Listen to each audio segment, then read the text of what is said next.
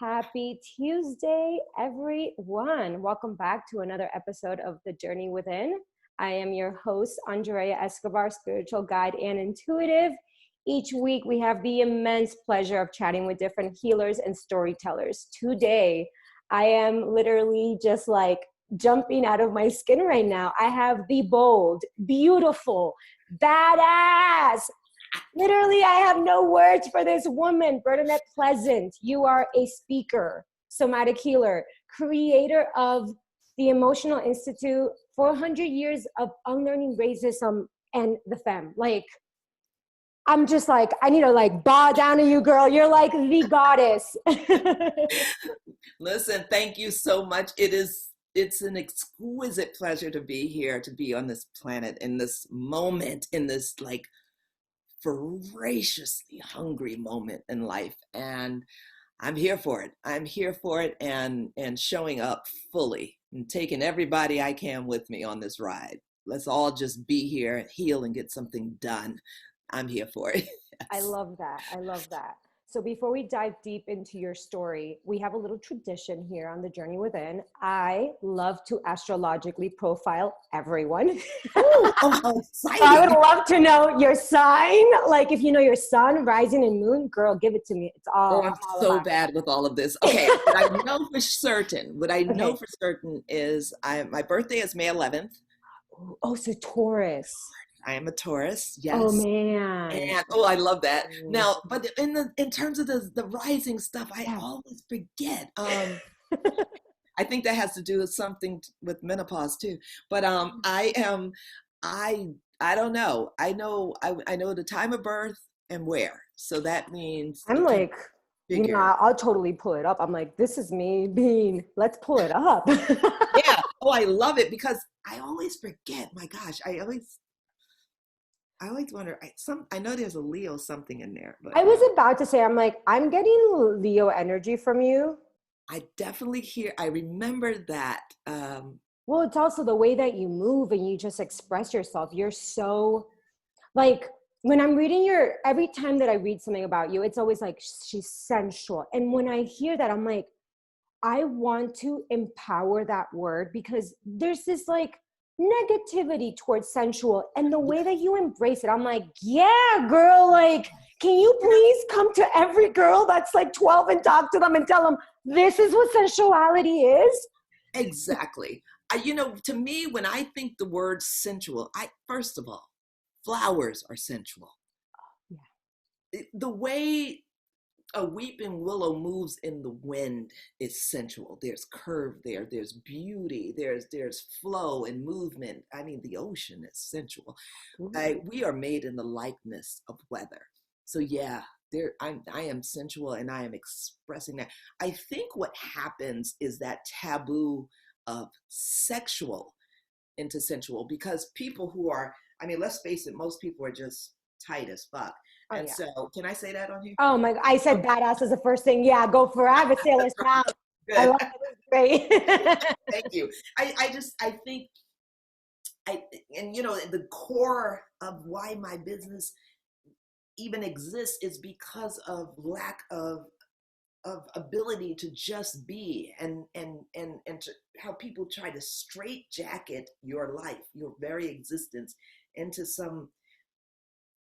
It's like I always say girdling like life, just taking it life and just putting the tightest pair of spandex on them, and then saying go live. I can't even breathe. How can I live? And so I'm about shedding that doesn't serve me, that doesn't let me be the fullest expression of who I am. That's what this is about. This is about emotional release work that binds the mind, the body, the soul, the spirit, the ideas, and it keeps us captive. And so, yeah, I'm like, hell no to that, because it's not working. I think that's one of the biggest things that really draws, not just me, but I think draws people to you. It's you're so in your body, the way that you move. It's literally you're one in your body. And what you were talking about, that disconnect, I experienced it for like the majority of my life. It was so easy to I needed to just be still and hyper vigilant and make sure that everything was okay so I wouldn't get in trouble, I wouldn't get yelled at. Exactly. You don't want to be too much. So, at the top of most of my classes, I say to people, if you've ever felt too much, the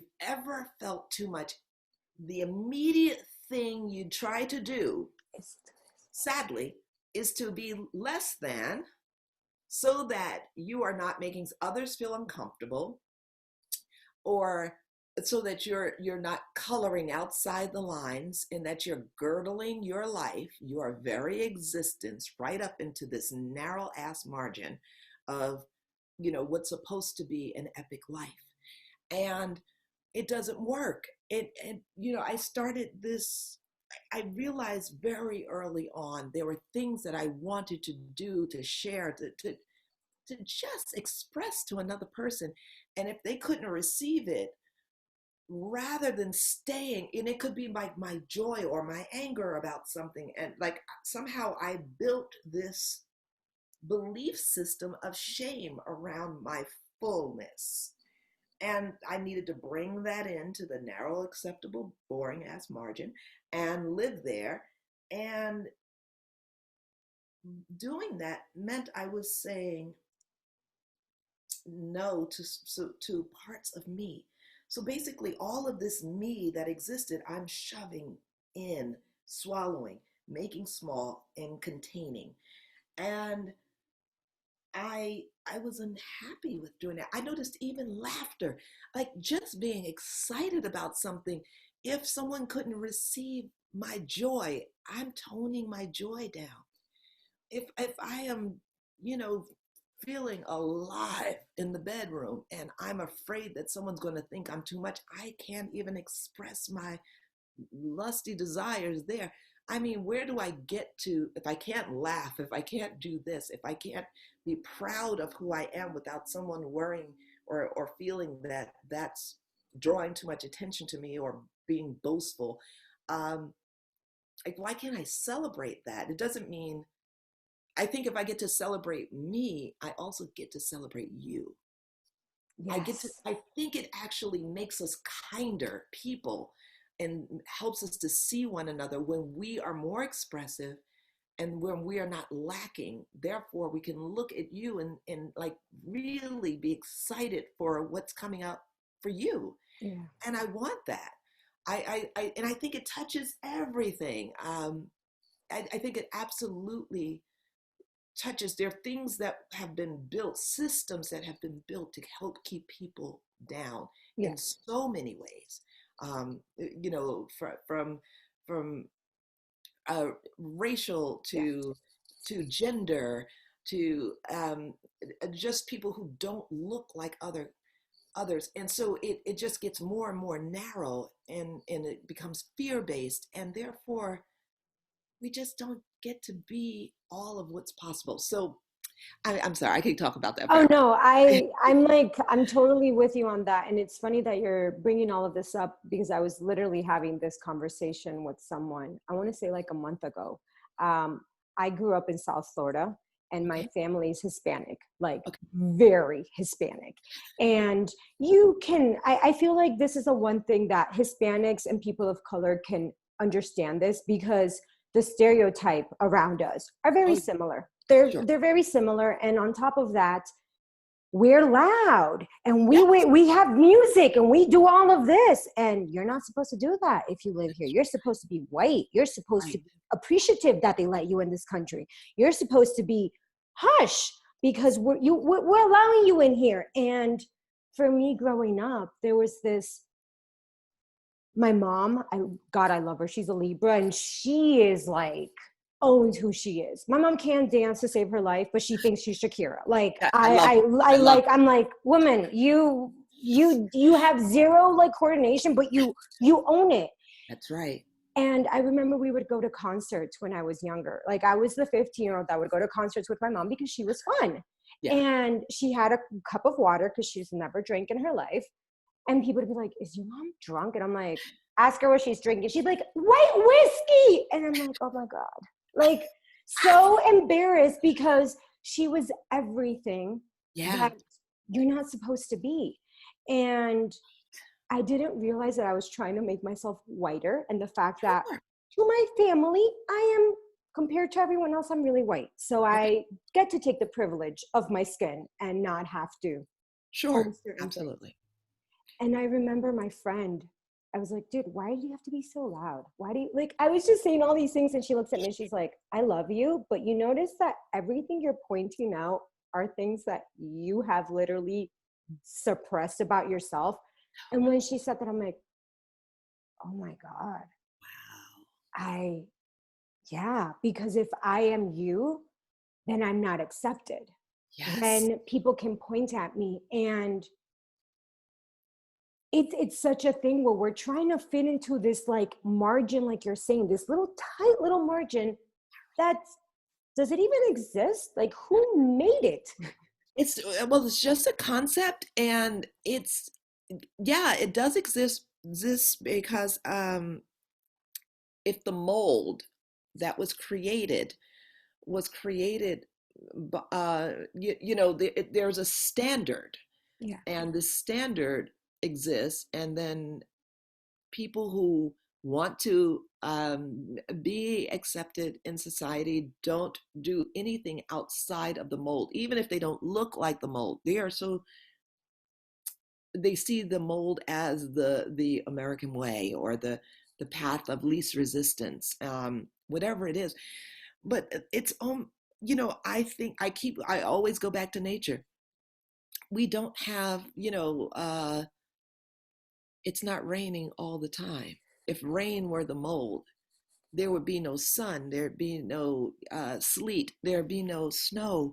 The variety of what is possible. I look at a garden, or, we don't always eat kale. For God's sakes, there are other things we can have, So, and it's those other things that enhance and bring to full life and full color the mold. Um, I think the days of the mold being, I mean, it didn't get there overnight. Oh no. So it will take time. However, I think that what what used to look like ideal and perfection, and what garnered the pages of magazines, that worked for a while, for a long while, for far too long. Oh yeah. And nowadays, um, minds are changing. There's an opening, a broadening, and it needed to happen. And I think it's going to come about really slowly. However, I'm not willing to waste this life on that, because I've got curves, I got rhythm, I want to move. I feel like there's music in everything, and I simply want to, when it is all said and done, I want to have no regrets. And that takes a lot of courage. That takes checking in with me and letting myself be the barometer, Yeah. and not these external forces that don't work. That's the thing. How do you get to have a mold that doesn't work? I mean, joy and happiness does not come from that. Mm. Uh, and from that way of being, that way of muting life, Yeah. muting the curve, muting uh, variety, doesn't work. And I think that, like, I don't know, it's just it would be a bland way of living, and I can't do that. I need to speak up. I need to speak out. I need to have change. I want things different for the skin of my three grandsons, and that does not come about without willingness to step out. And so they are my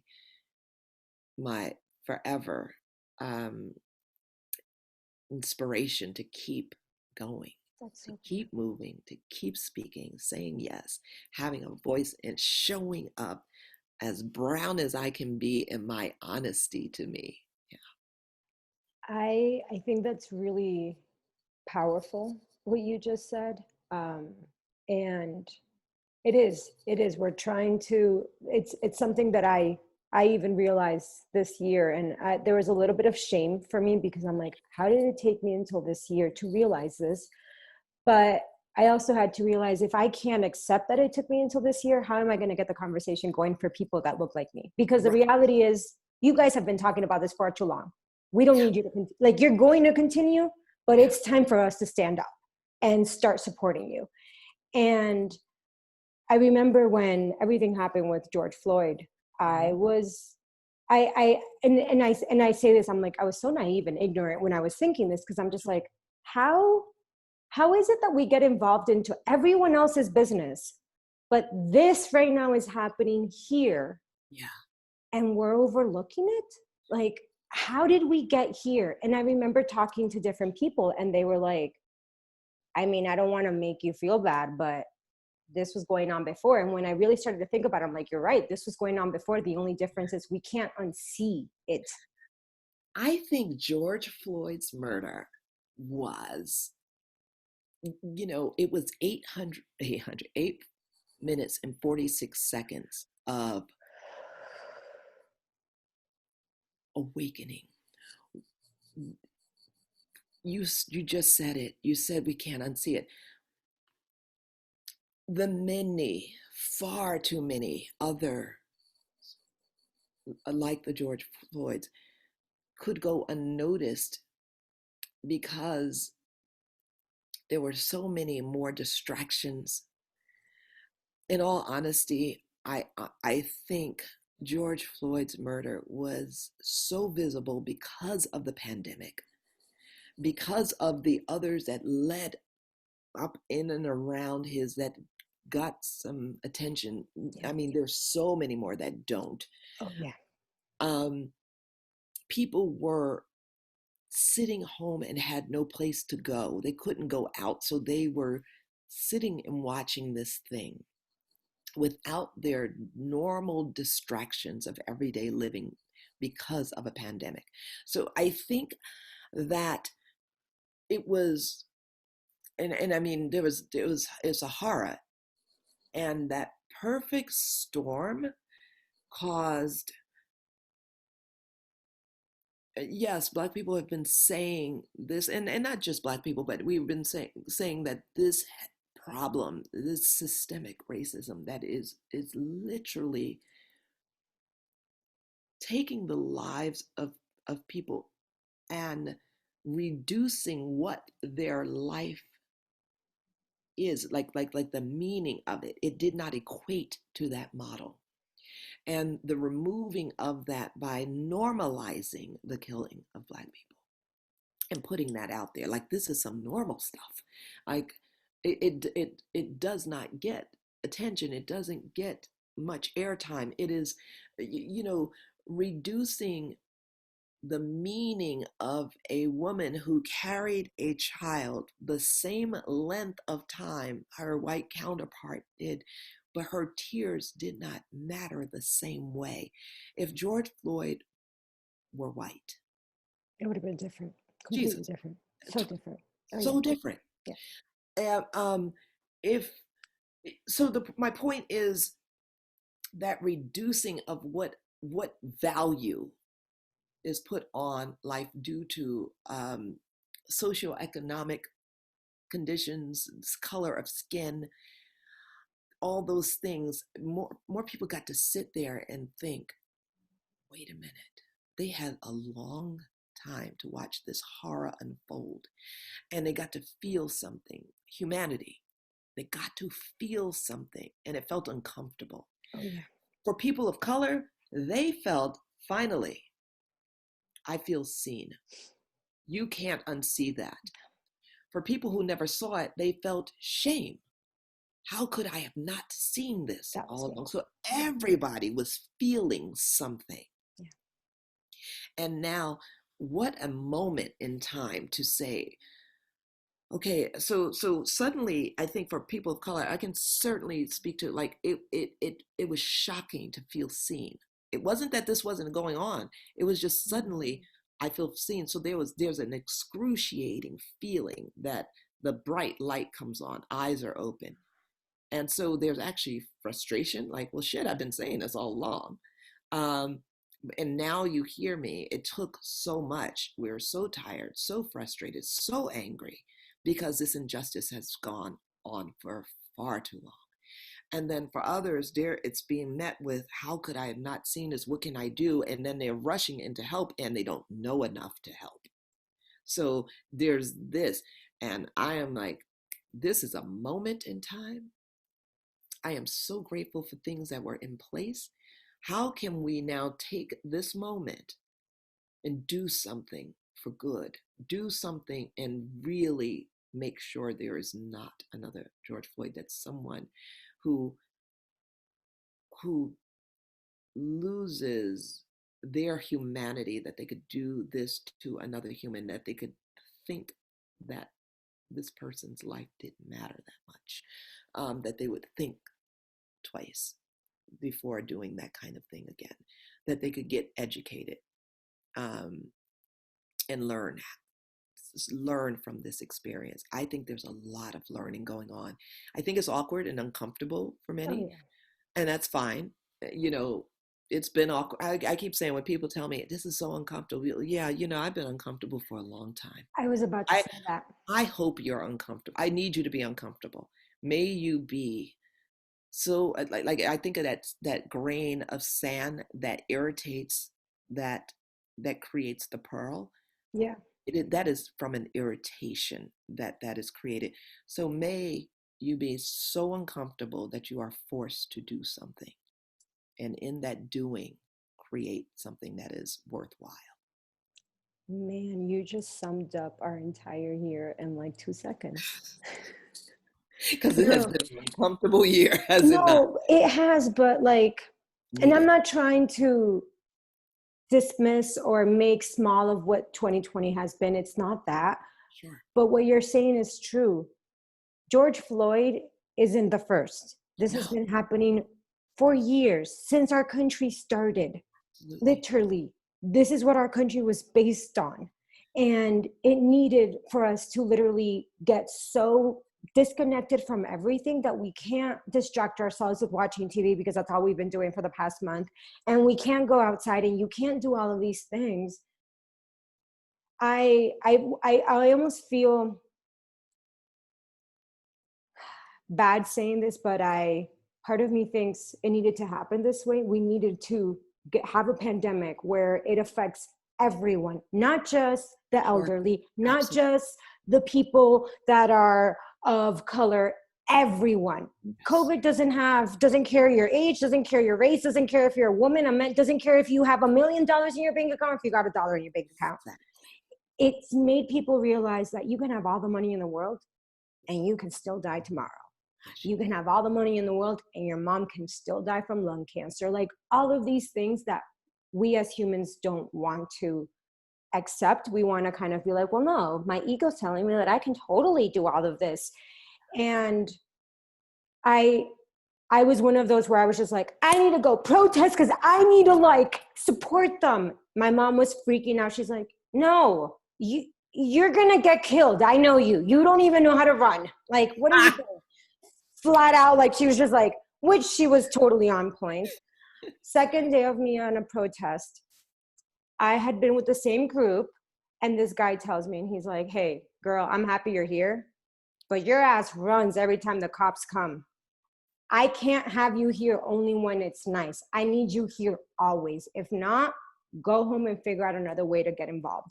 And I sat with that. I was like, because I could have gotten pissed, but I'm like, no, you're right. The reality is, what good does it do you that I'm here sitting next to you all day, but the minute someone pulls a gun out, I run? Why am I here? it's I'm grateful for voices like that, because there are different ways to do something. There are different ways to protest.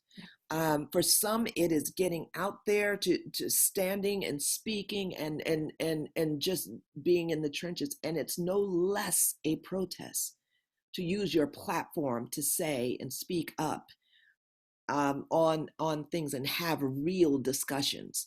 It's no less of a protest to write an article and to be, long as there is authenticity, honesty, and a willingness to, not be popular, because there are plenty of people that are like, okay, we have given this enough time. I'm feeling a little stressed. I can't handle this. You know what? Not today. Not today.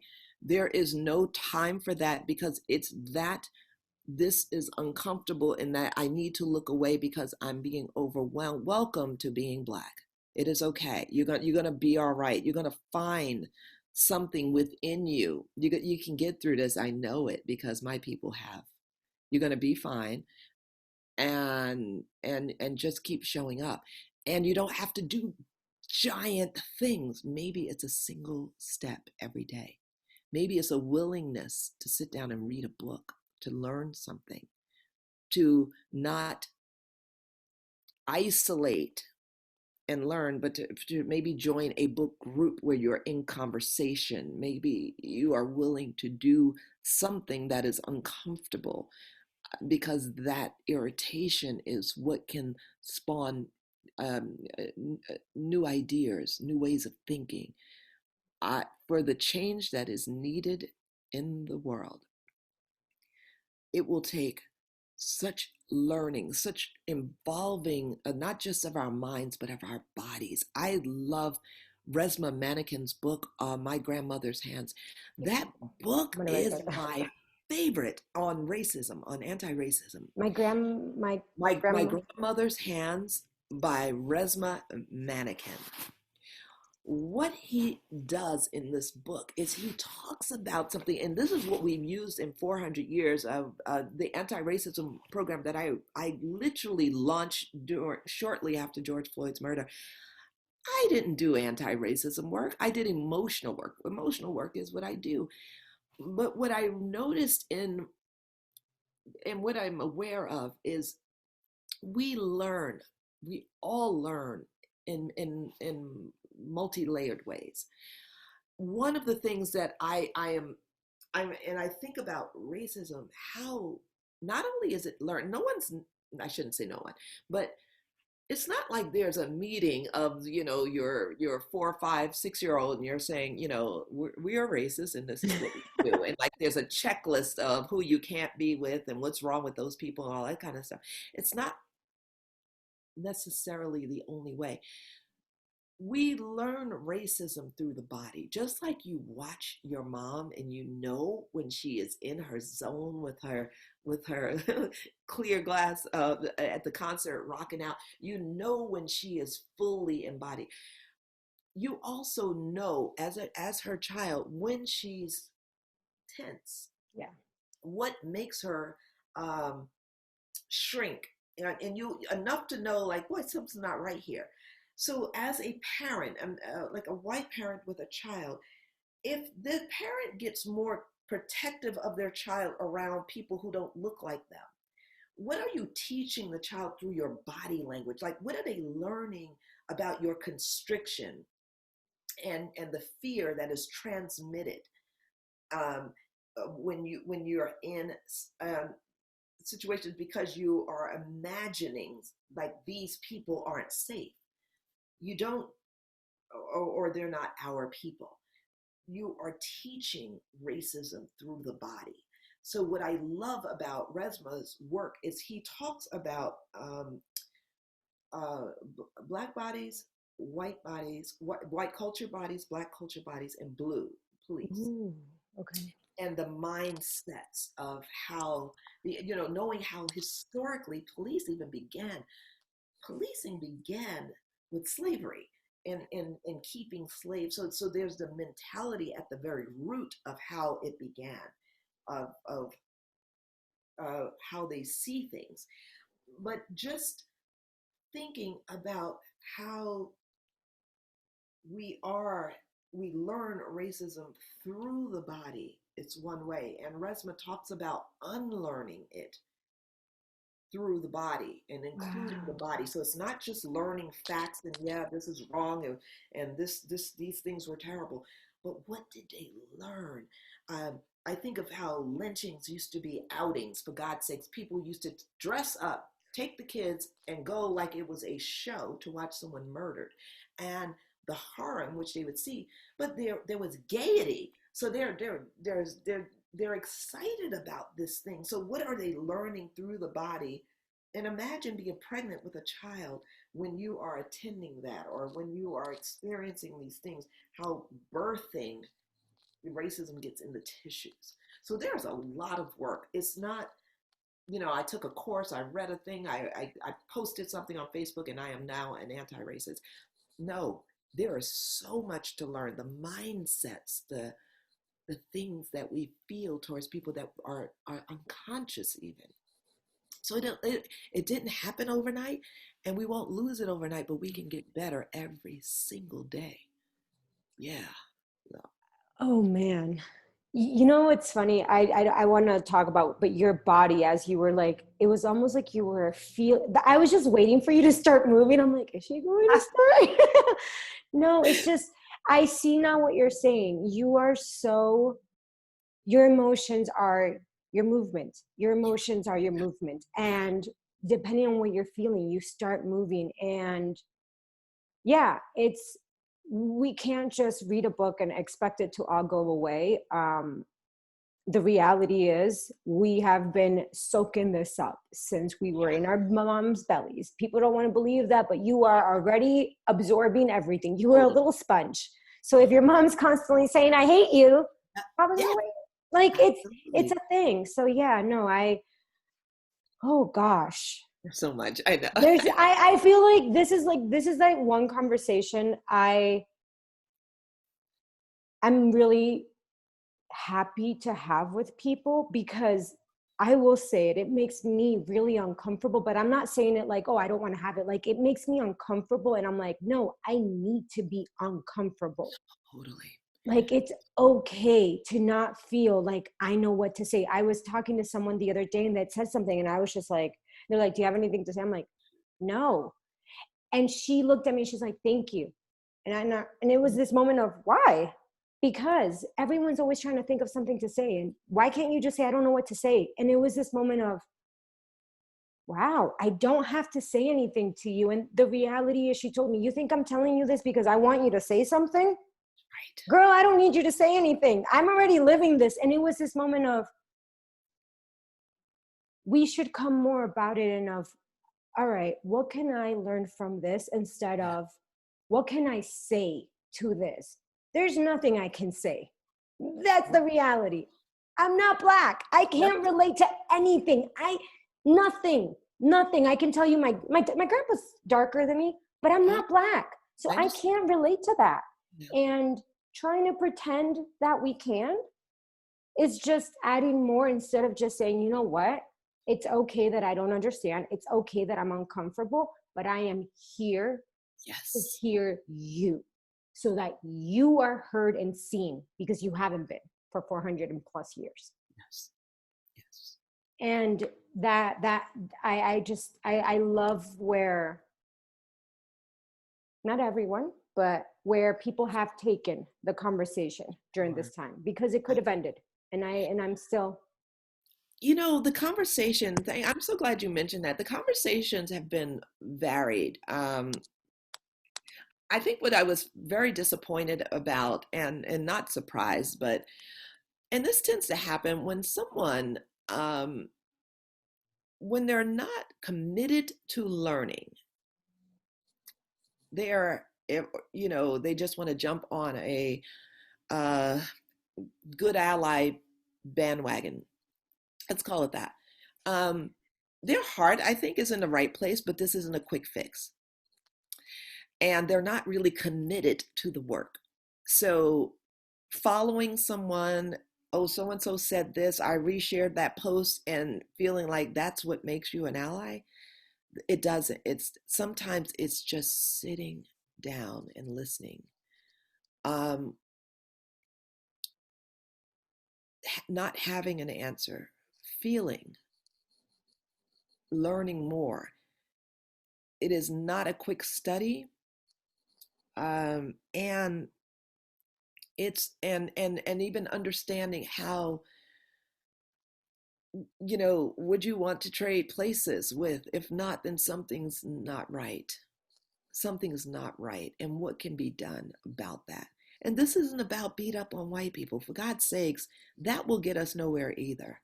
So it's really about what can I do in a healthy way that spearheads things forward or keeps them in a forward motion.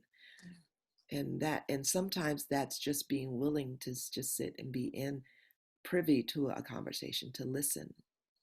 And so that's what I'm committed to doing, is allowing in, um, so that better understanding can be had. That's Yeah. been something I've been I took when I had someone tell me that when everything was so on, I was like, I need to take a step back. And I did. I got off Instagram for about Mhm. 2 months and everybody was Uh-huh. like, let's just stick your head in this. And I'm like, no, Instagram right now is not helping me. I need to educate myself. And Yes. if you educate yourself with Instagram, well, then you do you. But to Yeah. me, that's not how I'm going to. So Right. I went to a used bookstore and I got so many books. Yeah. And gosh, you guys have been suffering, literally suffering. But it's not that, it's you have love for everyone. I will always say this, every single person of color that I have ever come into contact with in my life, they're just so full of love. I'm sure there's anger there.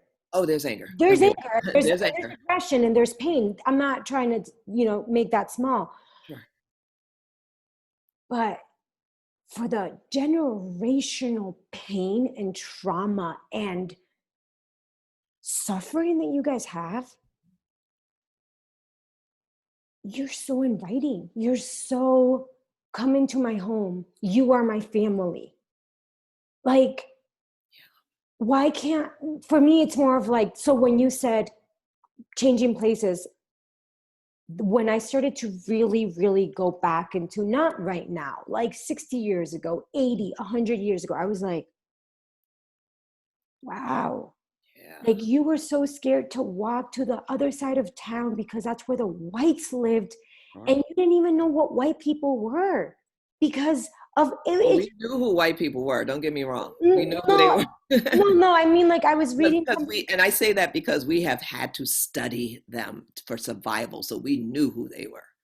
Okay, But that's it what I was, oh no, but it was more okay. of just like, you have the slaves that are literally getting raped by their Sure. owners, and Yes, then the moms are gonna go breastfeed the, like, to me it's just like that. What? it's Like, bananas. It's never going to make sense because it's crazy. It's completely crazy. But you mentioned this love for people, and you know, I think that's one of the things that I so love about 400, but also this understanding of people. yeah. There's a study that we break down and really go into detail with, but I just would love to share this with you. And it's a study of, not many people know much about it, but I am fascinated with it. Mm. It's a study of axiology. Theology, okay. Axiology is, if you can imagine the globe, Mm-hmm. people who live in the north, the top, you know, Yeah. where it's cold, they have a different, they have a growing season, you know, food, survival. Yeah. Everybody wants to survive, needs to survive. So if you live in the north, if you're from the north, you have a finite amount of time where food is available. So things that are important to you for survival, storage, um, really capitalizing on what's available when, for that period of time when things are growing, clothing, your structured way of living, because you have a small window of when you can bring in food, you are focused on the food because its period of time is very short that you gather food. Yeah. You have structures in place. It makes perfect sense. Like you're going to live a very different way because what matters to you, the survival, um, so shelter, covering, homes, like the things that will create comfortable living year round. If you're from the equator, there's a difference. So people from this equator area are food's plentiful year round. So they're not as severe thinking as those from the north. They're a lot more relaxed, more chill. People from the north are interested in the numbers because there's a short period of time for survival. People from the equator, because that isn't their issue, because the food is available all year round with variety. Clothing isn't as important because it's warm. The time factor isn't as important because it's always available. So your interest tends to go on the relationships. I now know my neighbors and their families because I have time. I don't have the same concerns as people from a different region. So what tends to happen is, rather than appreciate these different regions of living, is the northern folks can see these other people as lazy. They have a different work ethic, savages, they're not wearing any clothes. And people from the equator can be like, these people are cold. They are, everything matters. They need it right quick, fast. They don't know how to enjoy life. They don't know their neighbors or the kids. They don't have the relationships because they are working with different things.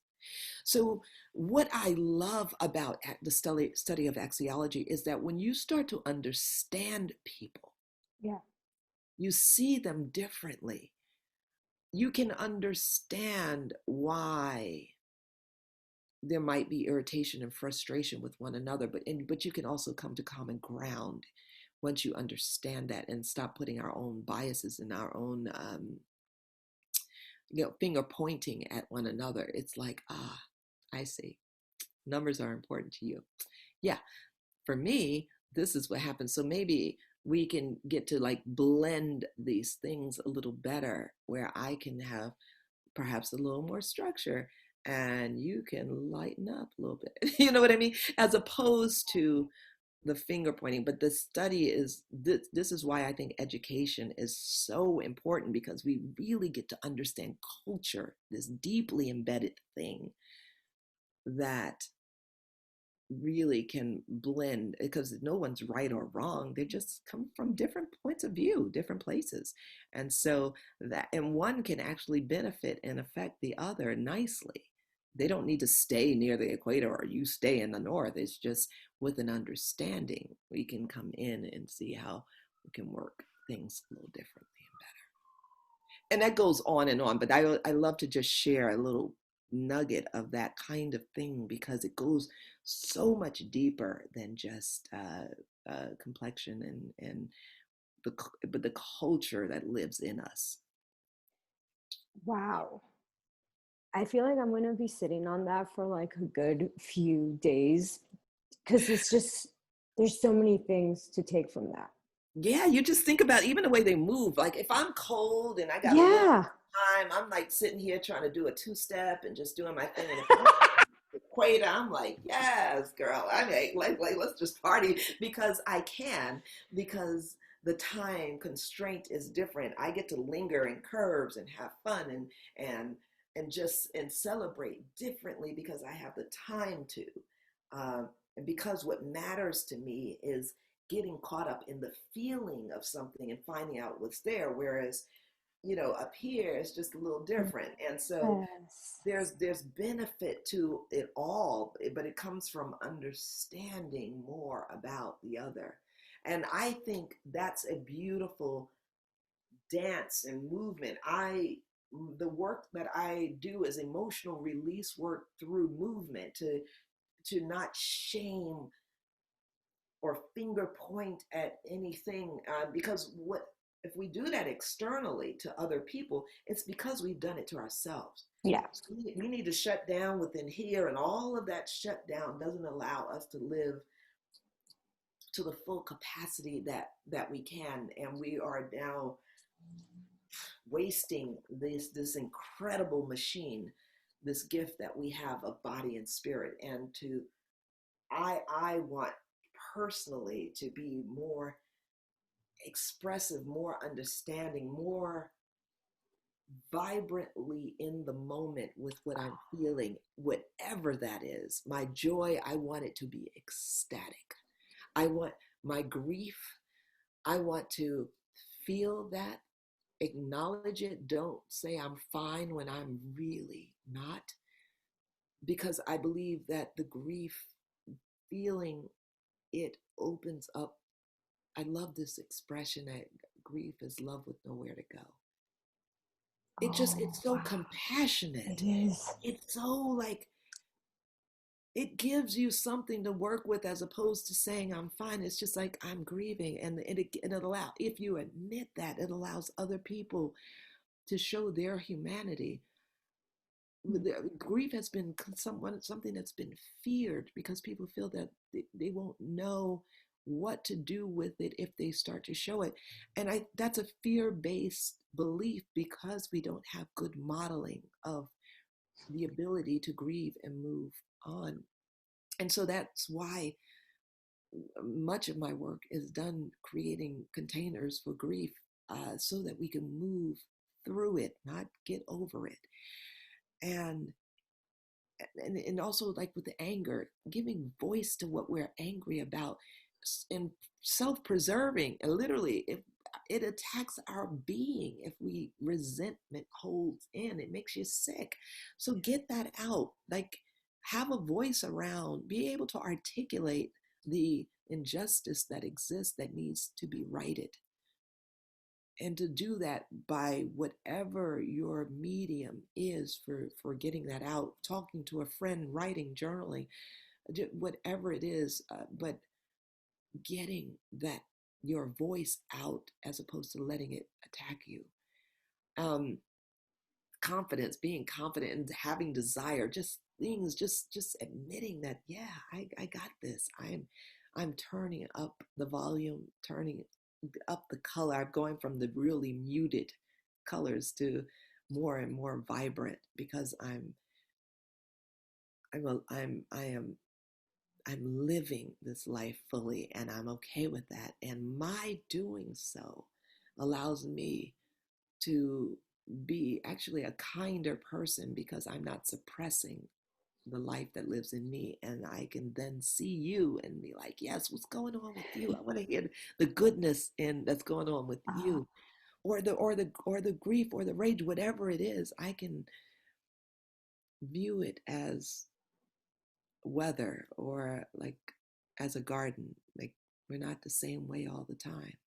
What are you experiencing today? I can ask you how you're doing and pause, because I care about the answer. And you can bring anything to me, because that's the humanity shift that I'm seeing and wanting in the world. I want to take what you just said right now and like blast it everywhere. But no, it's just, this doesn't, sometimes via Zoom, you can feel like you're not talking to the person, Sure. but I feel like right now you are speaking to my soul. And I'm just like, yeah, okay. Yeah. It's just this, I want to kind of, I know we're about to wrap it up. So what I wanted to kind of ask you was, with everything going on right now, I know that we didn't even talk about this, but your own history with suppressing emotions, and a very particular moment in your life when you were 15, and you won class president, and you were super excited. By the way, when you were describing running home, I was like, I feel like I'm running with you right now. And you had to shut all of that off. Yeah. Do you feel like 15-year-old you knew that you were at some point going to get to where you are right now? Like create such this beautiful space for people to return home to themselves? Because that's kind of what I see when you mentioned that you had this guy come to your workshop and he stopped hitting his wife because he was able to express his anger in a safe place. I was just like, wow, you were bringing people home. I still get chills thinking about that, reading that letter that he shared.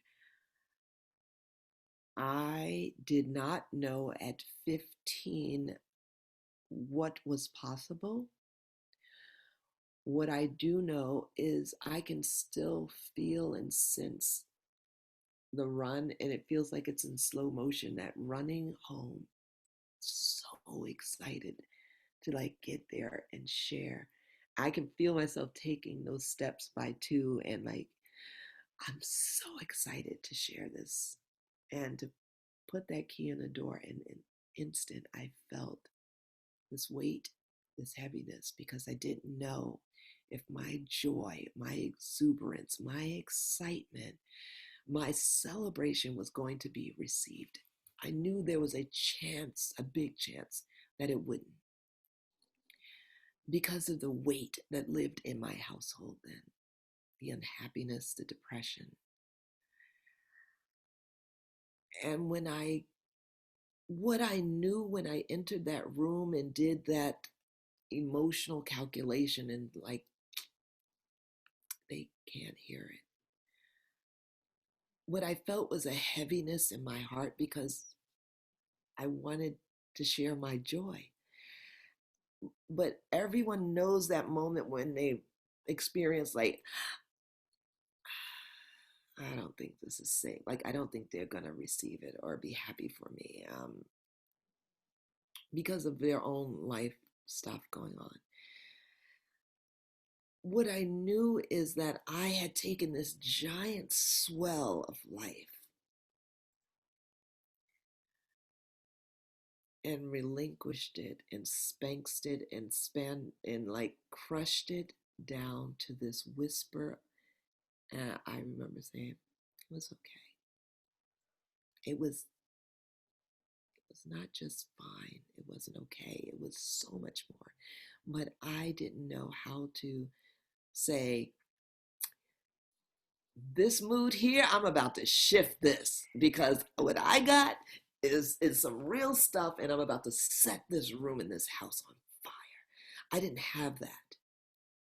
But I know what that walk to my room looked like after I didn't share it. I knew what that walk felt like, and I remember the emptiness, the hollowness that I sat with. And I knew I didn't want that anymore. That's what I knew. And I think many times our desires bloom out of that irritation, that heaviness. That grain of salt that you were talking about that turns into a pearl. Yeah. And so I'm so grateful that many years later, after many more things like that, that wheedled me down into that dull, colorless life, there's a choice. And I thought, I want to do what those other people are doing. Those people are considered too much. They look like they're having a lot. They got a lot more movement in their body. They look alive. And these other folks look like, I don't want to do that. It doesn't look like fun to me. I don't care for beige when I can have screaming colors. Yeah. I love that. You have a daughter or a son? I didn't I ask. have a daughter. You have a I have a daughter? Oh, daughter. beautiful. She has three sons, but She has I, three sons. Okay, so those are your three grandchildren. What's her sign? When's her birthday? her birthday is February 18th. She, Oh my yeah. God, Oh, Aquarius. Ooh, oh my God. She's like so ahead of her curve for everything. oh my God, she is. She is my biggest teacher. I kid you not, and an amazing mom. Gosh, Ah, Taryn, my daughter, my love of my life. She is just, and her boys. She and Keith have Jaden, who is 17. wow, I thought we were talking about these little kids and now you're like 17. I'm like, wait, Oh, what? he is big and fine and good Lord. He's amazing. And Ace and Ross are about to turn 8, and they are twins. And Oh, yeah, so we got a January 1, the oldest, and Ace and ooh. Ross are May 9th. Oh Yeah. my God. So they're on that. They're not, wait, no, they're Taurus. So you get along really good with the twins because they speak totally your language. What's interesting is though, the oldest, he's a Capricorn. So that's just like, I am intrigued with that because, well, I mean, you're Earth. So I guess you guys would definitely like, We do. That's my dude. I mean, yeah, and I mean heart of gold and the sweetest. He's got this incredible caring about people that just blows my mind. My daughter, I mean, she is like, good Lord, she's her mothering skills. Just, I'm in awe. I asked him, what did he want to be when he grew up a few weeks ago, and she yeah, says to me, you know, a better question to ask children is, and she was saying she found this out by somebody she follows, and she I love when she teaches me things, and yeah. she said, ask children what problem in the world would they like to help heal, Man. not what they want to be. Your daughter needs to go on my, she needs to like, Yeah, uh, I'll connect you. yeah, I was I kid you not, the way she wants for her children, because, and I thought, my God, I said I wanted to be a doctor. So when I hit the hard wall of chemistry, I felt like a failure because but to say what was the problem I wanted to help heal, it was I wanted to help people to feel better. I do that. yeah, it's about the I same do thing. that. So I learned something there, and I learned how to now ask that question differently. Oh, I love that. You know what? I think I'm going to start incorporating that into my thing. What is one problem you would love to heal? We Is there focus so many? much. Yeah. Right. Imagine that. So now suddenly, rather than that one thing, doctor, and then feeling like a failure because you didn't hit that one thing. I mean, there's so many ways that if the question I was asking was what was the one, well, I want to help heal, and that widens this thing, and you can feel like you actually reached your goal because your goal wasn't myopic. You weren't looking like it had to end this way. It's like all the possibilities are there. Gosh, she Oh teaches. my God. I want to like check in with you in 5 years to see how they're doing because I'm just like, Yeah. your daughter. When's her, do you know her husband's birthday by any Oh chance? gosh, I was like, I doubt that you're going to know. oh, I said I should because Keith is amazing. Oh my God, I'm like, look at me, God, Facebook, may help me show. It wasn't that long ago. He is amazing. What's his? Look at me looking it up. This is terrible. It's all Oh, good. he's such a. I mean, we'll say in case your daughter hears this, Keith, she loves you. She's been Oh, talking great about you. This is just, she said it was her menopause brain that affected her memory. it So, truly is my menopausal brain, and oh my gosh, I wish I had. Where's? Oh wait, I just hit his about there. July 23rd. July. oh, so he's Leo Cancer. Ah, there, that's why. Oh my They God. are a power couple doing the damn thing, raising three brown boys and making that like making poetry out of it. That is beautiful. No, that what you just told me, that is beautiful. And I just have to say, when you speak about your daughter and your grandkids, I know. you're different. Look You're at me. like, I I learned. think you're gold. Like normally you're just Little like this girl. goldish color. But when you start talking about them, you go into like literally, let me just embrace every color in the world. It's just Everything. They make me believe everything is possible because, yeah, they're just what a family, what a cohesive knit. And what makes me so happy is I see my grandsons feel safe at home. They feel seen, safe. They're they're they are looked at as absolute blessings. Yeah, they are. Their voices matter. Their ideas matter, and everything about their existence is like celebrated, and I love that. And their parents just keep it real, and they let them be. But one of the things I love so much is that my daughter um, is very careful at letting the boys be their age. Let's not try to make little men out of them. Let them be boys. Let them do things that boys their age do. And let's not try to harden them and make them to these non-feeling uh, soldiers. that's God, beautiful. I love That's that. I love I am going to email you. I would love to talk to your daughter. I'm just so like, that.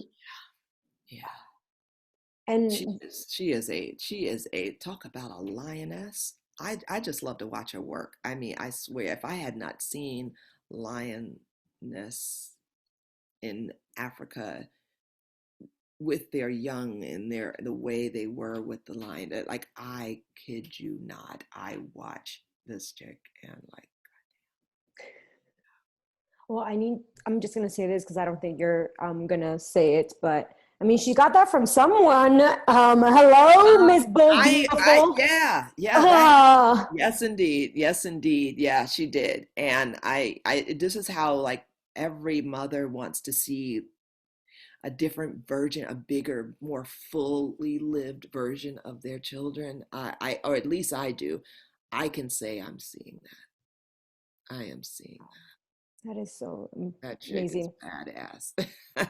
Bernadette, thank you so Thank you. much. Thank Honestly, I feel like you welcomed me into your home today. you. Oh, that matters to me. You know what? In 400 years, we always say, well, come to the table. And I want to treat people like they are being invited into my dining room, sitting at the table, that their voice and their presence matters so much. I think that's how all the healing starts. Let's have a meal together. Oh, that's beautiful. Thank you so much. Honestly, uh, I'm you just I'm gonna probably cry just because it was such a beautiful connection, and you're such a kind soul. I feel like we could have talked for like hours. I really can't wait for the Femme experience in January. I can't wait to be a part of it. I'm so excited. 90 minutes with you. Yay. Can't wait. I cannot wait. It's going to be good. We're going to go on the journey. We're going to move. We're going to sound. We're going to open our mouths.